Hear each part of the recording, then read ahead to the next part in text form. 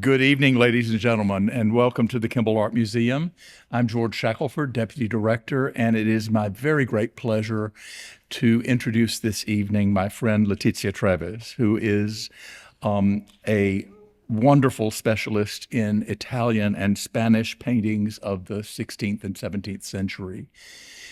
She got her art historical training at Cambridge University and the Courtauld Institute of Art in London, and she now holds an important position as the global head of research and expertise in Old Masters at Christie's. And though she is based in London, she is traveling all over the world. Early in her career, she went to work for Sotheby's, where she became eventually the senior director of the Old Master Painting Department. She then joined the curatorial staff of the National Gallery in London in 2013 and was there until 2022. That's when we first met. And it's hard to add, a bit like the Kimball Art Museum, if you don't mind my saying so, it's hard to add greatness to the collection of the National Gallery London. It's so fantastic. But Letizia brought to the collection several really stellar works. A truly glorious still life by Juan de Zubarán, a monumental biblical painting by Caravaggio's friend and follower Orazio Gentileschi, a self-portrait as St. Catherine by Orazio's daughter Artemisia, and a superb landscape, jumping ahead a couple of centuries, a superb landscape painted near Dresden by the peripatetic Venetian painter Bernardo Bellotto. Among the reasons I particularly wanted Letizia to come to speak tonight, quite apart from what a good speaker she is, are two exhibitions that she organized while she was at the National Gallery. The first of them, held in 2016, had the title Beyond Caravaggio, and paired works by Caravaggio with those artists who were his followers or admirers, and among them Georges de la Tour, whose Cheat with the Ace of Clubs from the Kimball Art Museum was part of the exhibition. Then in 2020, in the wake of her acquisition of the self-portrait, she was the curator of an exhibition simply called Artemisia. A bit like Picasso or Matisse, Caravaggio is an artist who is always in the news, with discoveries and exhibitions happening all the time, including the major exhibition held this summer at the Palazzo Barberini, the museum that has lent us the great Judith beheading Holofernes on view in the Kahn building. If you haven't seen it after the lecture, you should go straight there and see it. So Letizia's finger is still very firmly on the Caravaggio pulse. So it was a great pleasure to invite her to speak to you tonight on Caravaggio and His Legacy. Please welcome Letizia Treves.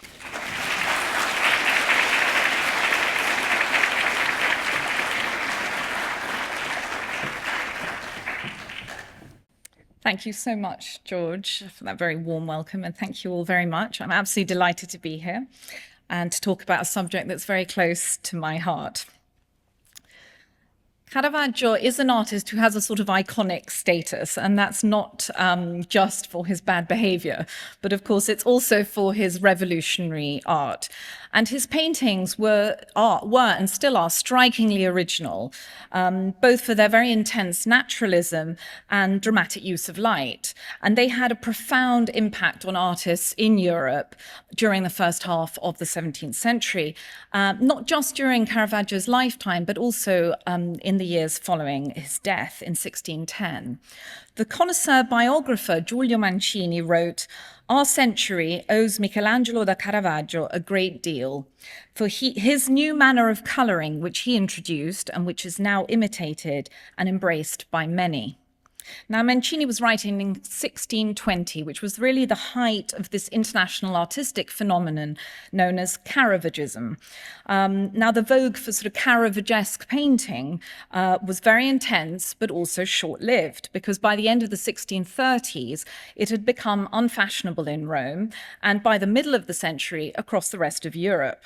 So today, I'm going to talk to you a little bit about why Caravaggio's art was thought to be so radical, and also look at his influence and the influence that his paintings exerted on European artists in the first half of the 17th century. Caravaggio lived a short and tempestuous life, moving between his native Lombardy, Rome, where he spent most of his adult life, and then shorter spells in Naples, Malta, and Sicily. He finally died of a fever in Porto Ercole at the age of just 39. Now, this is relatively young compared to artists of equal fame.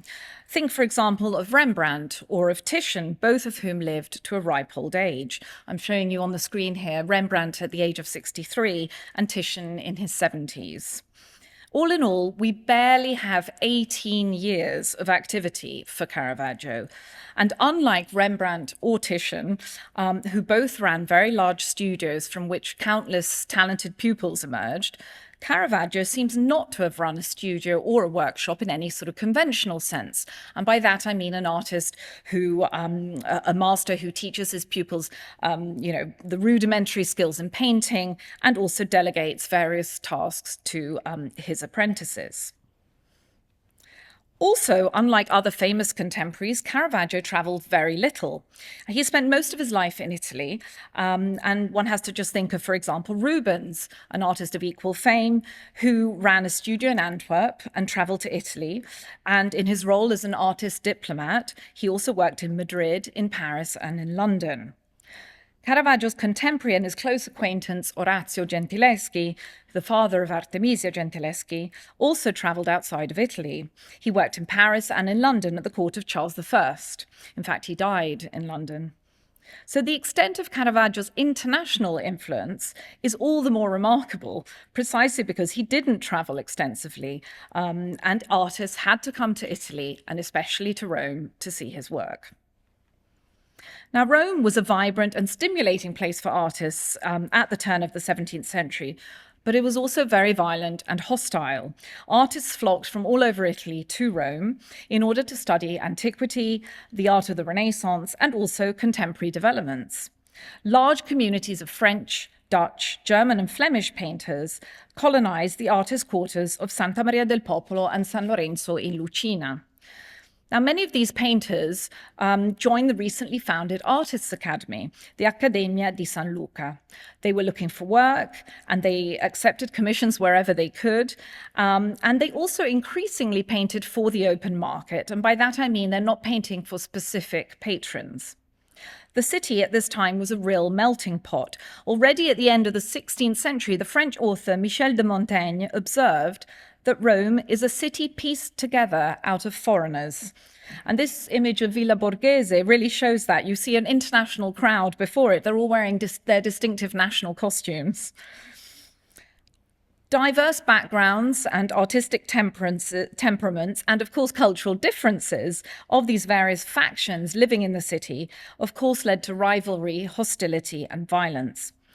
In 1603, the painter Giovanni Baglione filed a libel suit against Caravaggio and Orazio Gentileschi and two others, accusing them of writing scurrilous verses about him. Now, Caravaggio's volatile behavior led to his arrest the following year in 1604 for throwing a plate of artichokes at a waiter who'd insulted him in a Roman tavern, the Osteria del Moro. And of course, in another well-known episode, Caravaggio fatally wounded Ranuccio Tomassoni in a fight over a courtesan. But it's important to remember these were not isolated incidents. Artists in Caravaggio's time routinely frequented taverns and sex workers. They were regularly arrested for carrying weapons, knives, swords, and daggers without a license. Gerrit van Honthorst was arrested for such a thing. In 1604, Karel van Mander, who is the only biographer to publish an account during Caravaggio's lifetime, wrote, "After a fortnight's work, he, Caravaggio, will swagger about for a month or two with his sword at his side and with a servant following him." So it was not uncommon to see Caravaggio and other artists with weapons. Caravaggio arrived in Rome at the age of about 20, and contrary to what you might expect, he did not find instant fame and success. Van Mander wrote that Caravaggio emerged out of poverty through hard work. Now, as a struggling artist, Caravaggio seems to have moved through a number of workshops of lesser known painters, moving on to slightly more established ones. And for them, he produced half-length figures and flowers and fruits. Now, both of these were regarded as quite menial tasks. But these formative experiences shaped Caravaggio's first independent works that he painted in Rome. For example, these two that I'm showing you on the screen, The Boy Bitten by a Lizard and A Boy with a Basket of Fruit, in which you see a half-length figure of a youth appearing alongside a very detailed and naturalistic still life. These pictures are very hard to categorize. They fall somewhere between genre and still life, but Caravaggio gives equal importance to both elements. And in fact, it almost feels in cases as these that the figures are just an excuse to show off his skill in painting still life. Caravaggio is known to have declared to his patron, the banker and art collector Vincenzo Giustiniani, that painting still life objects requires as much artistry, tanta manifattura, as painting figures. Now, this would have been a very shocking thing to say, and to his contemporaries to hear it at this time, because there was a very clear hierarchy in painting, with history painting really at the top and still lives firmly at the bottom. Giustiniani went on to own a number of works by Caravaggio, including this lute player, in which once again the musician is here really to give life to the instrument in his hands and to animate this array of still life objects laid out before him. Now, these early works really must have made a very strong impression on Caravaggio's contemporaries. Painters continued to emulate the idea of posing a sort of half-length figure next to a very detailed still life, even 20 years later. In the picture on the screen entitled A Musician, the figure looks directly out at us. The violin's neck and fingerboard are jutting out as if inviting you to join in, and exactly the same way as in Caravaggio's lute player. The open drawer in the foreground is also another very clever motif designed to draw the viewer in. The painting is by Francesco Boneri, known as Cecco del Caravaggio. Cecco is an abbreviation or nickname for Francesco. He is referred to in documents as Caravaggio's garzone, assistant, in a number of early sources. And we know that the two lived together in 1605, and Cecco seems to have served as a model for Caravaggio in a number of paintings from about 1601 to 1604. Now, in the Ambrosiana basket of fruit, Caravaggio has dispensed with the figure entirely. The basket is really the sole focus of our attention. Now, this picture was so famous and synonymous with the name of Caravaggio in Italy that it actually appeared on the 100,000 lira note. I should say that Raphael got 500,000 and the sculptor Bernini only 50,000 lira note. But we certainly don't think of Caravaggio today as merely a still life painter. But his contribution in this particular genre has always been recognized, and it was clearly acknowledged in his own day. Many independent still lifes painted in Italy during the first 2 decades of the 17th century really stem from Caravaggio's work. Tangible objects are frequently arranged on a ledge or on a tabletop, and they're normally dramatically lit from outside the picture, which brings them all into very high relief. Bartolomeo Cavarozzi's still life on the screen includes grapes on a vine. Some of them overflow from the basket that teeters on the edge of the on the edge of the stone ledge, rather like Caravaggio does in the picture on the left. This conceit is clearly copied directly from Caravaggio, and the idea is to invite you in as participants, as the basket juts out into our own space, rather like Cecco's open drawer in the picture I showed you earlier. Now, another superb example is the Kimball still life by the enigmatic painter known as Pensionante del Saraceni. Now, this name was coined in the 1940s to describe an artist who was responsible for a small group of works which come quite close in style to an artist called Carlo Saraceni, who was a contemporary of Caravaggio's. Now, this still life is a really rare work. It's one of the earliest independent still lifes painted in Caravaggio's wake. The artist may have been French or Flemish, but he was working in Rome in the 1610s, and he was almost certainly Saraceni's assistant, as well as his lodger. Now, apprentices frequently lived with their master, and pensionante literally means lodger in Italian. This very poetic, soft focus in this picture is very different from Cavarozzi's sort of hyper-realistic representation. But the objects in Pensionante's painting are palpable and they look good enough to eat. He distinguishes between the juicy flesh of the melon and the watermelon, the solid volume of the apple, the plump grapes, the shiny nuts, the softly curling fig leaf trailing over the edge into our space. Now, Pensionante really builds on Caravaggio's illusionism. You can see the stone ledge is chipped and smeared, and there's a nail at the back, nailed into the wall, which casts this very sharp, precise shadow. I hope you can see it there. Caravaggio's early pictures were almost certainly painted for the open market, without a specific patron in mind, but they brought him to the attention of some very important figures in Rome. Vincenzo Giustiniani, as I said before, snapped up the lute player before Caravaggio had even made a name for himself, and he later displayed it alongside another work in his palazzo near the Pantheon. Another important early supporter of Caravaggio's was Cardinal Francesco Maria del Monte. Like Giustiniani, Del Monte was drawn to Caravaggio's highly original subject matter, which was drawn from everyday life. And he bought the card sharps on the open market and then commissioned the fortune teller as its pendant. Now, the subjects of card players and fortune tellers, gypsies and gamblers, taken up by Caravaggio in the 1590s, became wildly popular amongst his followers. Here, players are shown in a game of primera, a sort of early form of poker. And on the left, you see an unsuspecting youth dressed in fine clothes, totally engrossed in his cards. He seems completely oblivious to the figure in the center who's cheating by signaling to his partner in crime. Note the fingertips of his gloves that have been cut or torn open to expose the fingers. This was so he could feel the back of any marked cards. In fact, some card sharps even peeled back their first layer of skin so that their fingers could be more sensitive. On the right, the youthful accomplice looks at the dupe while reaching behind his back to draw out a card, which is concealed in his breeches. The tension is palpable. The dagger is prominently positioned in the foreground, within our reach, and Caravaggio has cleverly left us a space at the table.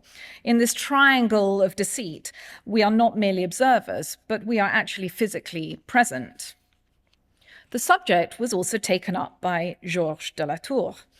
This is one of the great masterpieces of French painting and is also here at the Kimball. It's hard to imagine Latour having come up with such a scene without prior knowledge of Caravaggio's painting, but there's no evidence to suggest that he ever went to Italy. Latour's experience of Caravaggio's paintings and subjects is most likely secondhand, either through prints or via the northern French artists who had traveled to Rome in the early 17th century and then returned home. Now, though very similar in theme, the two paintings are very different. Caravaggio really focuses on the storytelling and the kind of narrative drama, whilst Latour seems much more interested in the scene for its colourful cast of characters, theatricality, and of course the figure's elaborate costume.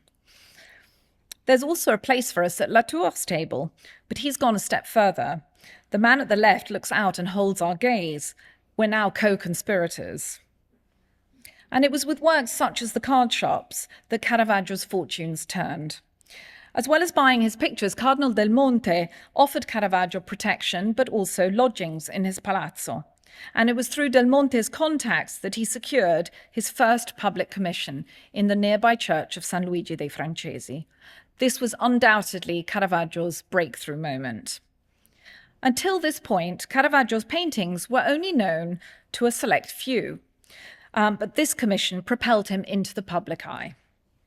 When Caravaggio's two lateral paintings of the Calling and Martyrdom of St. Matthew in the Contarelli Chapel were unveiled in 1600, they literally caused a sensation. He demonstrated an entirely new manner of painting, as described by the 17th century biographer Giovan Pietro Bellori. The painters then in Rome were as taken by the novelty, and the younger ones especially flocked to him and praised him alone as the only true imitator of nature. Looking upon his works as miracles, they vied with each other in following him, stripping their models and placing their light sources high, with no regard for study or teaching. Each readily found his master in the piazza or in the street, the models to copy from nature. Now, although this was written more than 60 years after Caravaggio's death, Bellori's words convey the deep impression that Caravaggio's paintings made on contemporaries, and more importantly, they underscore the crux of what was so revolutionary about Caravaggio's style. It was the fact that he was the only true imitator of nature, that he used live models with whom he lit dramatically from above. But Bellori's tone is deeply critical. It draws attention to the apparent lack of study or teaching in Caravaggio's methods, something which clearly appealed to a younger generation of artists who turned to just copying and painting what they saw in front of them, finding their subjects in the everyday world around them. Now, drawing from life had been a common part of artistic practice ever since the Renaissance, but the novelty in Caravaggio's art lay precisely in his lack of preparatory studies. He painted what he saw in front of him, directly onto the canvas. Now, the Flemish writer Karel van Mander emphasized this new manner of painting as being an example for our young artists to follow. But Bellori criticized him for his blatant disregard of any conventional artistic practices and for failing to select the most beautiful parts of nature when observing the world around him. He considered Caravaggio's paintings facile copies after nature, vulgar and lacking in beauty. Now, setting the calling of St. Matthew in a Roman tavern and dressing his figures in contemporary costumes, all hose tights, striped doublets and plumed hats, might have seemed irreverent to some. But by doing this, Caravaggio managed to make this religious scene sort of come to life. It's something that would otherwise have seemed very remote and distant. But here, these figures seem relatable and real. And you have to look quite hard to find the halo circling above Christ's head. But you really sense that this is an important moment we're witnessing. And you get this through his dramatic use of light and shadow and the pointing, gesturing hands. The same can be said for the martyrdom of St. Matthew. The half-naked bathers, the open-mouthed boy fleeing, and all the bystanders wearing 17th century clothes feel like real people. Caravaggio has even included himself in this picture, as if he's bearing witness to the scene's martyrdom. It's a very ingenious device. By inserting himself, he's brought this episode into his own time and making it feel very relevant to contemporary audiences, whilst also promoting himself through his pictures. This is something Caravaggio would do again and again, and it was something that also others copied, Artemisia among them. Sharing the same sense of immediacy is the inspiration of St. Matthew. This sits at the center of the chapel above the altar. Swirling drapery suggests that the angels just swooped down and interrupted Matthew's train of thought. The angel is literally spelling out words with his fingers. Matthew's clearly surprised by the apparition. He's jumped up from his stool, and the stool, you can see, is balancing precariously on the edge of this ledge. And the forward leg actually protrudes into our space. The scene is perfectly in keeping with the two lateral canvases in the same chapel, but this actually wasn't Caravaggio's first attempt at painting St. Matthew and the angel. His first version, that was formerly in Berlin but was destroyed in the Second World War and is only known in black and white photographs, this version was actually rejected and rebuffed. The artist and biographer Boulogne tells us that Caravaggio's first version pleased nobody. He says, "The priests removed it, saying that the figure, sitting with his legs crossed and feet rudely exposed to the public, had neither decorum nor the aspect of a saint." Now, this is important because decorum is one of the main criticisms that was leveled at Caravaggio by his critics. He was admired for some by his sort of dramatic intensity, but his realism was also seen as unacceptably vulgar. The dirty undersole of Matthew's foot, combined with the sort of rather languid angel, would have been really shocking to people in 1602. Now, we know that when it was rejected, the Marchese Vincenzo Giustiniani snapped the picture up immediately, and he bought it. In his second version, here's the quote from Boulogne. In the second version, Caravaggio has maintained the kind of simplicity of design, focusing on the two principal figures, but this time the young angel has been given a very precise role. And although Matthew's pose is hardly elegant, the pictorial device of the stool falling off the ledge is effective in communicating his surprise. Caravaggio had already rehearsed the idea of capturing this sort of snapshot moment in the basket of fruit, balancing on the edge of a table in both the Ambrosiana picture, which I showed you earlier, and in the Supper at Emmaus from 1601. So by painting real people in contemporary costumes and settings, Caravaggio brought these well-known biblical stories to life. And this in itself was one of the most novel aspects of his art. And it's again in evidence here in the Cerasi chapel in the Church of Santa Maria del Popolo. Now, his paintings are on the side walls, and they show the crucifixion of St. Peter on the left and the conversion of St. Paul on the right. They are juxtaposed with the main altarpiece by Annibale Carracci that shows the Assumption of the Virgin. Now, it's immediately apparent, even to non-art historians, that the style of these two painters could not be more different. And indeed, their respective altarpieces really provide a sharp contrast. Annibale's Assumption, with its bright colour palette and rather stiff, idealised, classicizing look, is very different from Caravaggio's starkly lit, naturalistic paintings. Now, the chapel had been bought in 1600 by the papal treasurer Tiberio Cirasi, and he intended to make it his funerary chapel.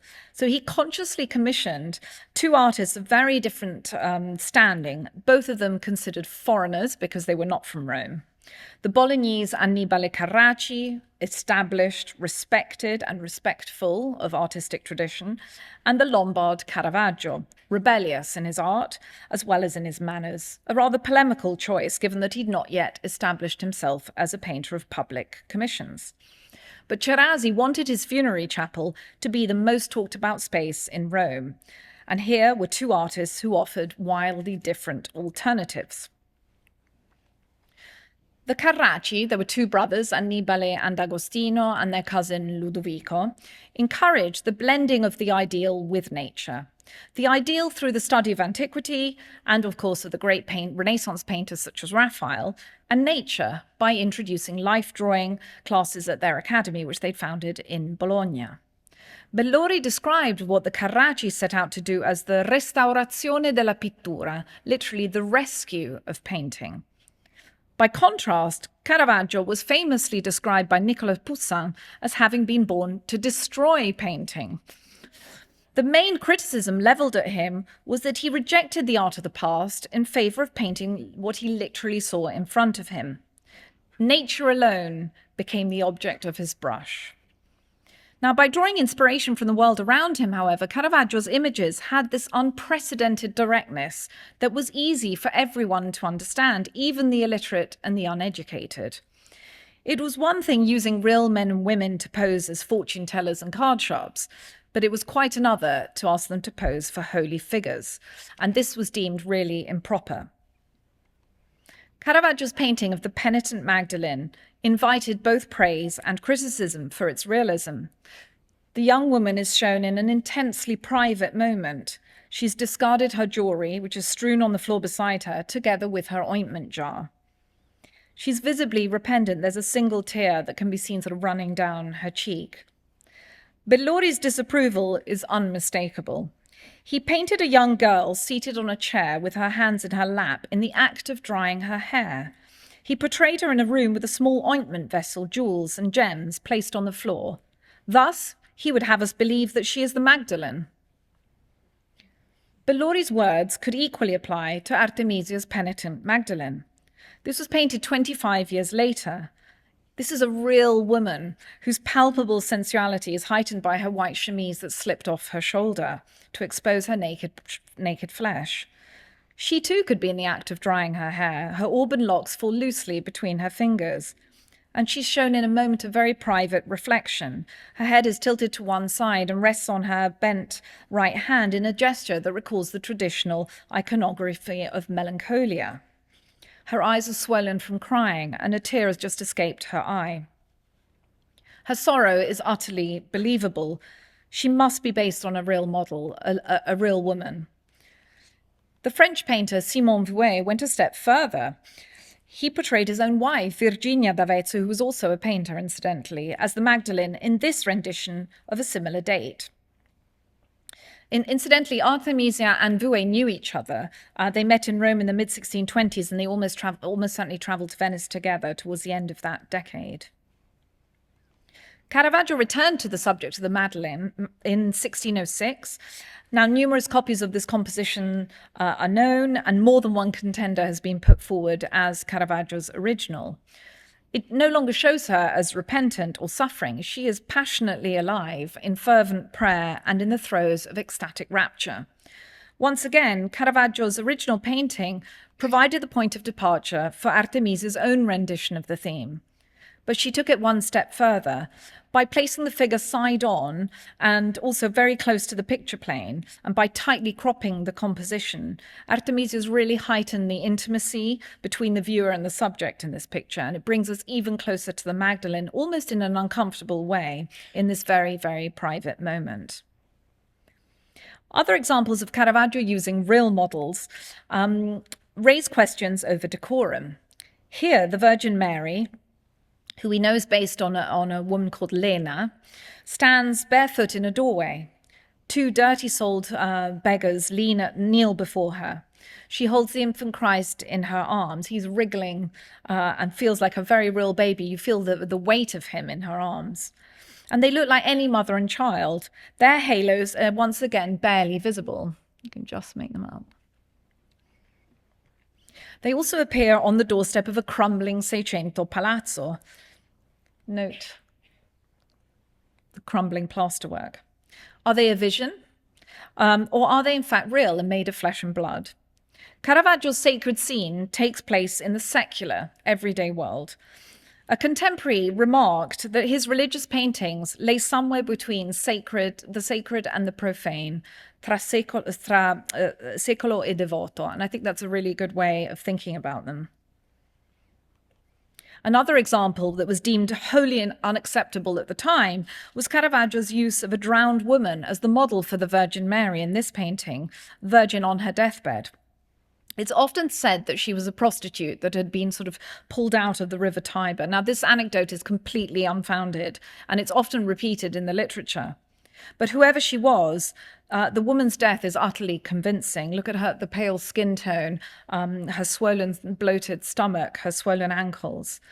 To our eyes, the Virgin is dignified in the very honest simplicity and abandon with which she's been represented. But to Caravaggio's contemporaries, the image was sacrilegious and inappropriate. The painting was commissioned in 1601 by the Vatican law official for the family chapel in the church of Santa Maria della Scala in Rome. Now, the finished altarpiece was refused by the clergy. Baglioni informs us the picture was removed, I quote, because he had indecorously depicted her swollen and with bare legs. It was immediately substituted with a painting of the same subject by Carlo Saraceni, a more traditional and decorous replacement. I find it rather vapid and actually completely devoid of real sentiment. And after its rejection, Caravaggio's altarpiece came onto the art market in Rome, and it was snapped up by the Duke of Gonzaga on the recommendation of the painter, Peter Paul Rubens. And once it arrived in Mantua, clearly it no longer had this it was out of its religious setting, and it lost sort of its shock value. So public altarpieces had a very different requirements to kind of domestic religious paintings. And it was precisely the latter, these type of pictures, these religious history paintings, that is, pictures of a religious subject that were intended for display in the home. It was here in this type of picture that really played to Caravaggio's strengths. These two sublime examples were painted for the nobleman Ciriaco Mattei, and they demonstrate the qualities for which Caravaggio was so admired and sought after by keen collectors and enthusiastic patrons. Now, the figures are almost always life-size. They're painted directly from posed models. The compositions, as you can see, are very tightly cropped. The figures are often shown in three-quarter length, with the effect of bringing you, the viewer, much closer to the figures. You feel like you're in the picture. And of course, the lighting is very stark and strongly contrasted, giving them this very kind of cinematographic quality. Of course, this is known as chiaroscuro, and the chiaroscuro lighting has really become synonymous with the name of Caravaggio, not, in the ensuing decades and centuries. Now, both paintings show a climactic moment in each story. In the Supper at Emmaus, Caravaggio depicts the moment of revelation. This is when the apostles realize that they are in the presence of the resurrected Christ. And he does this through arrested motion. Christ's right hand is raised mid-blessing, and the apostles simultaneously show their surprise. One is about to leap out of his chair, and the other has flung his arms wide. It feels like this split-second moment in time, something that's emphasized by the basket of fruit balancing precariously on the edge of the table. The basket is so lifelike, and we're tempted to sort of nudge it back into place. And of course, that naturally draws you into the picture. Now, the purpose of taking such great care over the still life is to add just another level of credibility to the religious scene that plays out before us. We are convinced by Christ's resurrection as much as we are by the sort of crusty bread roll and the gleaming glass carafe, or even the worm-eaten apple in the basket. In The Taking of Christ, which was painted the following year, Caravaggio also shows this pivotal moment in the story of the Passion. The soldiers are seizing Christ as Judas has betrayed him with a kiss. And there's this incredible emotional charge between their two heads that are not quite touching. Has the kiss already taken place, or is it about to happen? And Caravaggio creates this narrative tension through this very evocative lighting and very densely packed composition. The figures are so tightly compressed, and we feel as if we're sort of jostling in the crowd. And Caravaggio's inserted himself here, holding up the lantern at the right-hand side. But with pictures such as these, we do have to think, how accessible were they to artists in Rome in the early 17th century? I mean, from inventories taken at the time, we know, for example, that the Taking of Christ hung in the private apartments of the Mattei. It was hidden behind a taffeta curtain, and so it could not have been widely seen or even known. It was only known to those that the family invited into their palazzo, into the private spaces of their home. In Caravaggio's lifetime, only a few artists would have had first-hand knowledge of his pictures that were not on public display in churches. Now, this evidently changed after Caravaggio's death in 1610. And as his posthumous reputation grew, and obviously the supply of autograph paintings by Caravaggio dwindled, copies after his paintings really proliferated on the art market. And this is when the international artistic phenomenon known as Caravaggism was born. Artists came to Rome for several months or even years, and then they returned to their native countries. And in doing so, they disseminated Caravaggio's style across Europe. Dutch and Flemish painters in particular were struck by the importance that Caravaggio placed on nature, and the French painters turned to his everyday genre subjects that Caravaggio had introduced some 20, 30 years earlier. As I already said, Caravaggio's secular paintings for Del Monte and Giustiniani had made a significant impact on painters in the early part of the 17th century. The pictures of a hapless, well-dressed young man being taken for a ride by a gypsy or a card sharp really fueled the imagination of a whole generation of painters. Here, Bartolomeo Manfredi shows a young man being pickpocketed while he's having his palm read. Manfredi was explicitly described as Caravaggio's disciple by the German biographer Joachim von Sandrart. There's no formal training or association between the two artists, as far as we know. It's not documented, but there's clearly affinity between Manfredi and Caravaggio. Bellori even went so far as to proclaim that Manfredi was not a mere imitator, but he transformed himself into Caravaggio.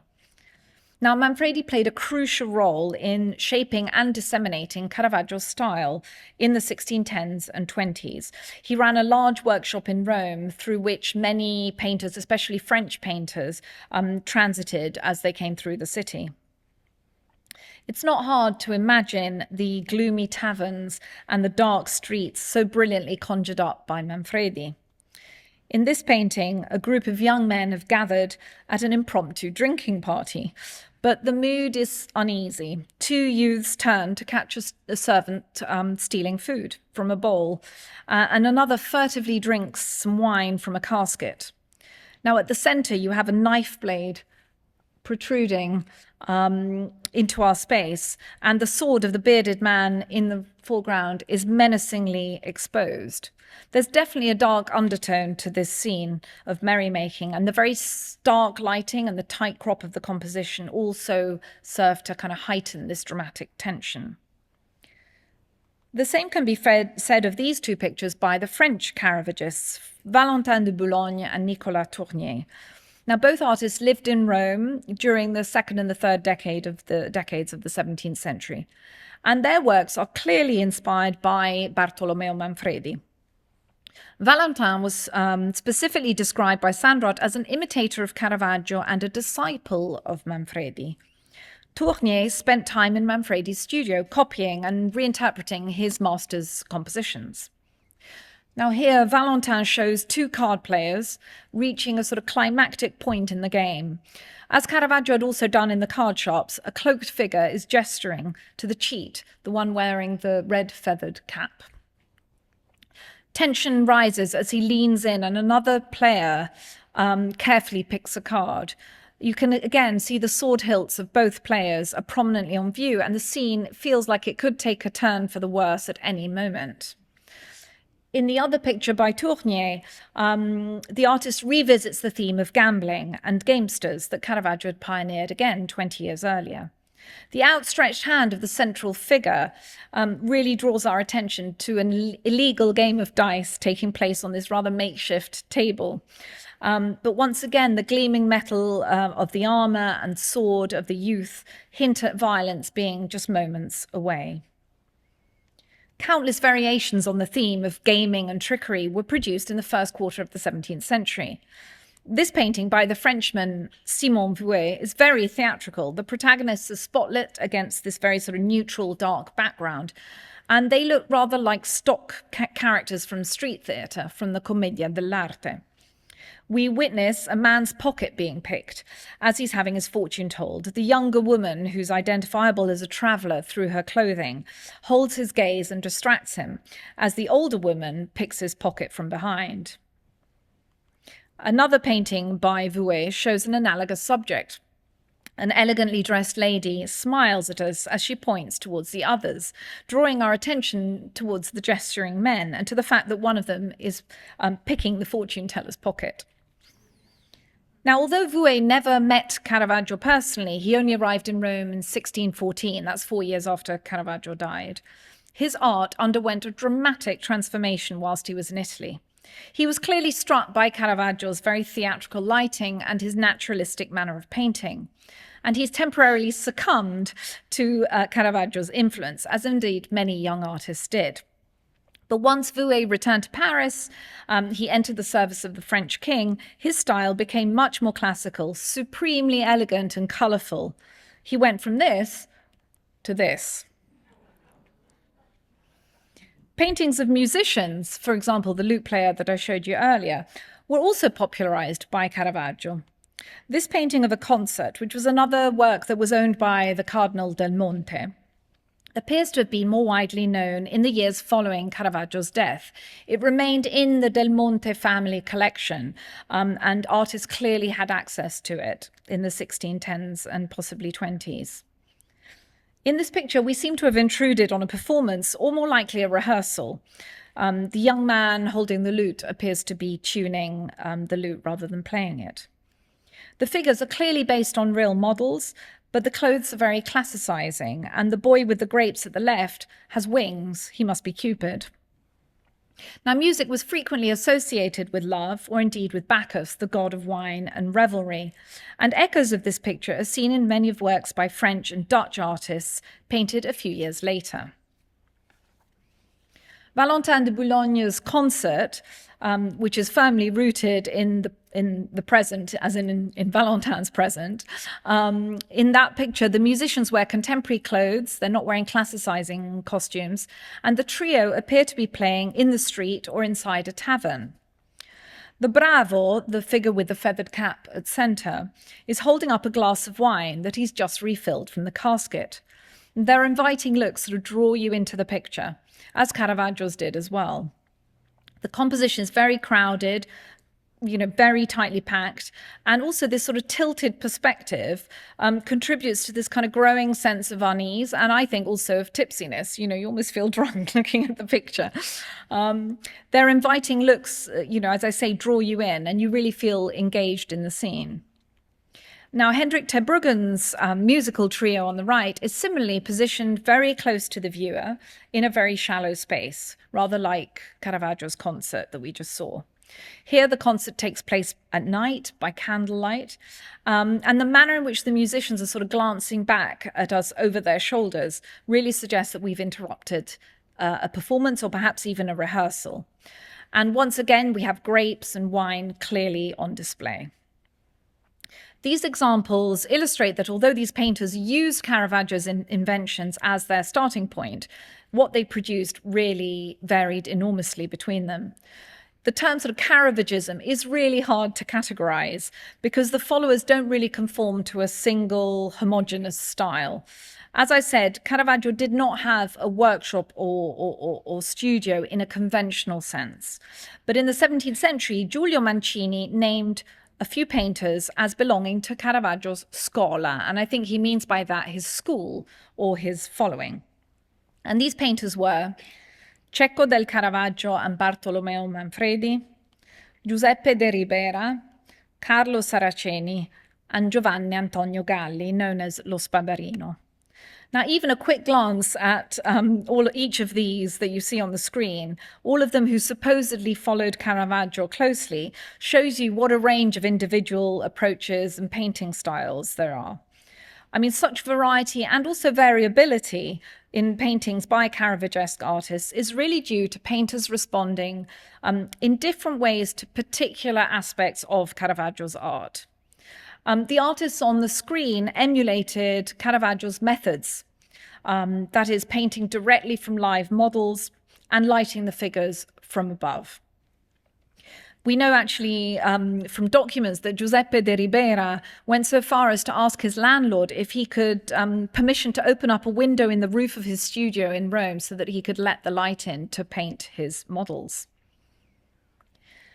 Spadarino's arresting painting of Christ displaying his wounds shows to what extent artists developed what they learned from Caravaggio.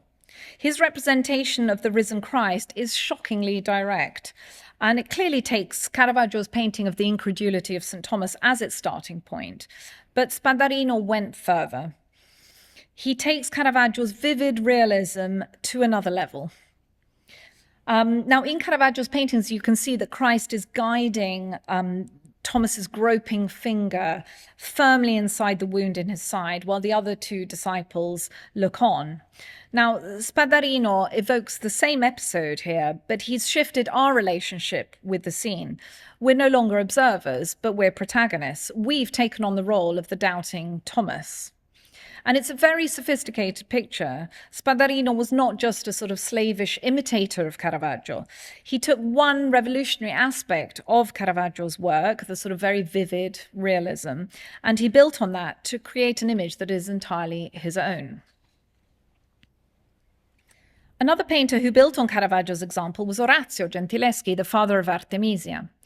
Now, Orazio's Caravaggesque phase was short-lived, rather like Vouet's, but he clearly knew Caravaggio personally. When giving evidence in the trial I mentioned earlier in 1603, Orazio was asked when he'd last seen Caravaggio, or had he seen him recently, and Orazio said that he'd lent him a pair of wings and a capuchin robe.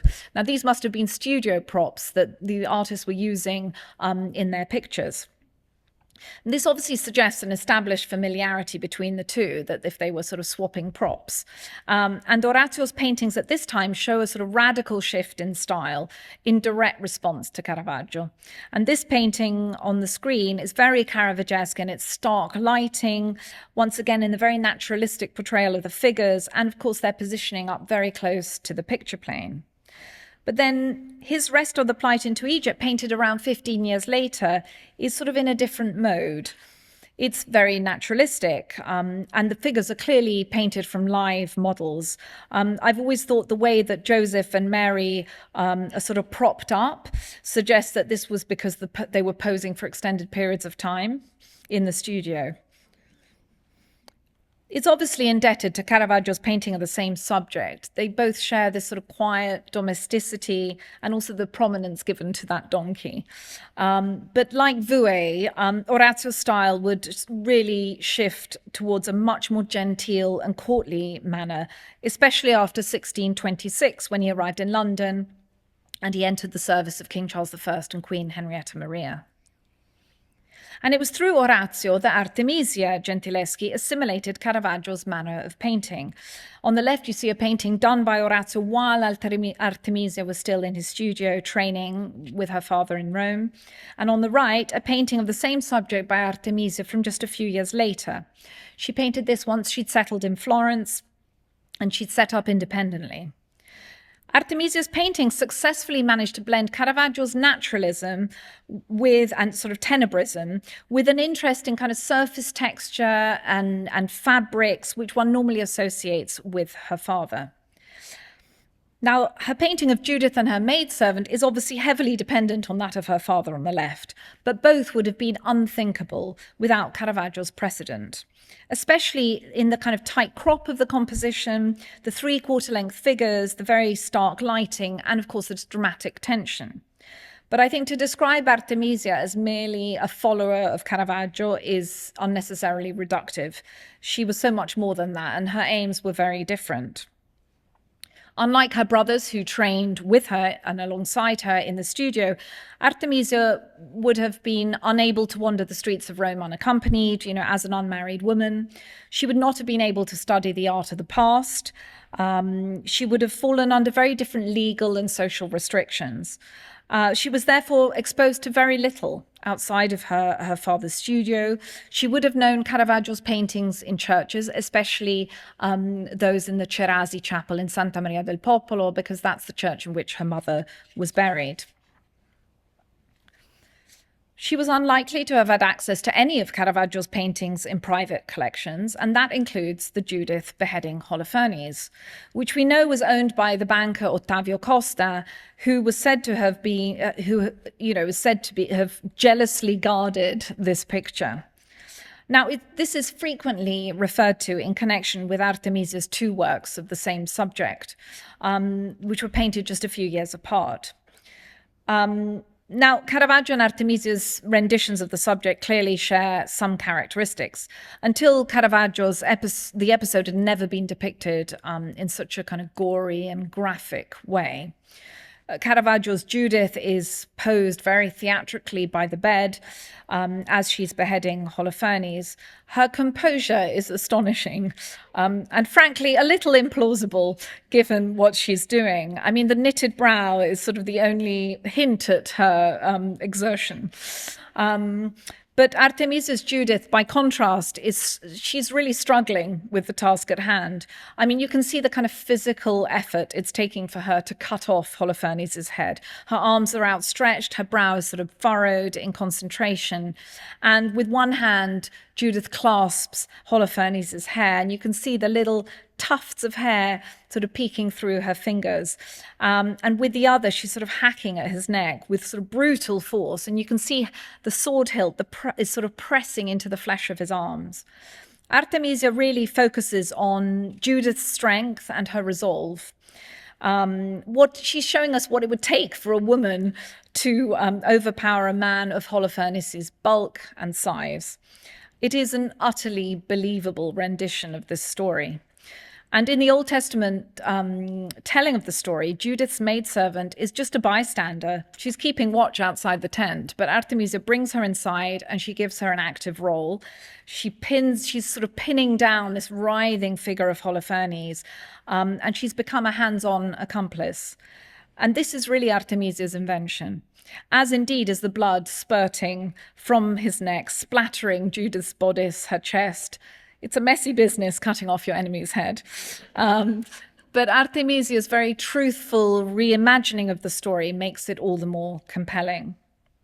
Now, I've shown you how artists use Caravaggio's work as a sort of springboard, if you like, for creating something very different. But perhaps the best examples of this can be found among the paintings by the so-called Utrecht Caravaggists. These were a group of Dutch painters who were originally from Utrecht, but then who traveled to Italy and for various periods of time, some just for a few months, some for years. And they were clearly seduced by the power of Caravaggio's dramatic chiaroscuro of lighting. And they went on to kind of exaggerate Caravaggio's theatrical lighting effects to create works in which actually the light itself becomes the main focus. Now, one of the great misconceptions is that Caravaggio painted lots of pictures with candles in them. In fact, there's only one picture I can think of with a naked flame by Caravaggio. And yet his name was often associated with pictures of this type. You know, many of these paintings in the 19th century were just called Caravaggio. The principal Utrecht Caravaggist was Gerrit van Honthorst. He actually lived in Rome for about 4 years, and he was known as Gerardo delle Notti, Gerard of the Nights, because of his sort of predilection for painting nocturnes. He made this very moving, this is vast, it's actually about the size of the image on the screen. It's a very moving picture of Christ standing before the high priest. And this was painted for the Marchese Vincenzo Giustiniani, Caravaggio's patron, who in whose palace he resided whilst in Rome. And so actually Honthorst was one of the artists who really would have had ample opportunity to study Caravaggio's paintings at first hand in the palazzo. Honthorst was instrumental in generating an interest in these candlelight scenes, and his pictures gave rise to countless variations on the theme by Dutch, German, Flemish painters such as Adam de Coster. Now, however seductive and appealing these images are, I think it's really debatable whether an artist like de Coster can really be called a follower of Caravaggio. He probably never traveled to Italy.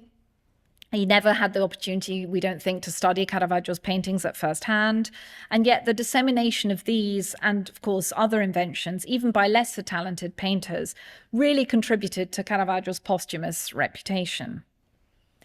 I like to think of Caravaggio's influence a bit like a sort of ripple effect, beginning with those sort of closest to him, those in his schola, in his school, who knew his paintings at first hand, and then gradually moving further away from him, both in time and place, to artists who were active after his death, and many of whom may never have traveled to Italy, such as Georges de Latour, or indeed someone like de Coster.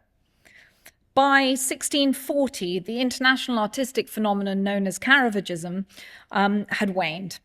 And the taste had really shifted towards a much more idealized and classicizing tradition. And it would take almost 300 years for Caravaggio's reputation to be restored and for his artistic accomplishments to be properly recognized. Although Caravaggio's use of live models and dramatic lighting were considered highly original at the time, I think his greatest legacy really lies in the enduring power of his storytelling. He was able to breathe sort of new life into familiar subjects, lending them a very real and at the same time an eternal quality. And it is this extraordinary power of expression that made a lasting impression on artists, both in Caravaggio's own day, but I think which continues really to enthrall us today, even the 4 centuries later. Thank you very much.